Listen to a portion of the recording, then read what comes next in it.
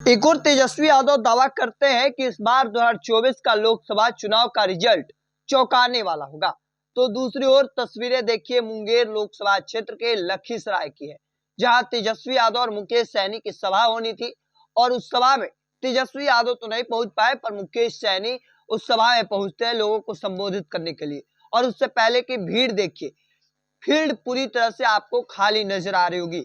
देखिए मुकेश सैनी सभा करने के लिए पहुंचते हैं और उससे पहले की हम तस्वीरें आपको दिखा रहे हैं। देखिए लगभग 12-1-1:30 बजे की तस्वीरें हैं, जब मुकेश सैनी पहुंचने वाले थे। उसके पहले की हम तस्वीरें आपको दिखा रहे हैं किस तरीके से जो लोग हैं वह अब तक नहीं पहुंच पाए थे, कुर्सियां खाली रह गई थी। जो फील्ड थी, जिस सभा की जा रही थी जहां पर, वह पूरी तरह से खाली नजर आई थी। हालांकि दूसरी ओर तेजस्वी यादव का दावा किया जा रहा है कि इस बार चौंकाने वाला रिजल्ट होगा।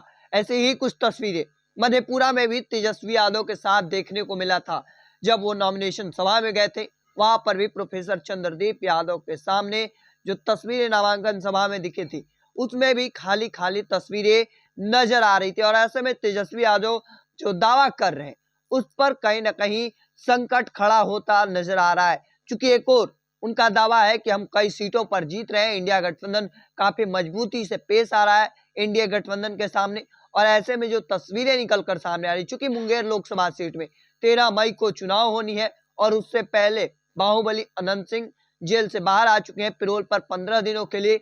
और अनंत सिंह अब कहीं ना कहीं लोग उनसे लगातार मुलाकात कर रहे हैं और वो भी लोगों से मुलाकात कर रहे हैं। ऐसे में अब ललन सिंह का मजबूत पैठ है और ऐसे में अनंत सिंह भी अब उनके साथ है। और साथ ही साथ यह भी देखने को मिल रहा है कि उधर अशोक महतो भी लगातार अपने लोगों से जनसंपर्क कर रहे हैं, लोगों के बीच जा रहे हैं। और अब से कुछ दिनों बाद उस सीट पर चुनाव होनी है और उससे पहले की तस्वीरें देखिए।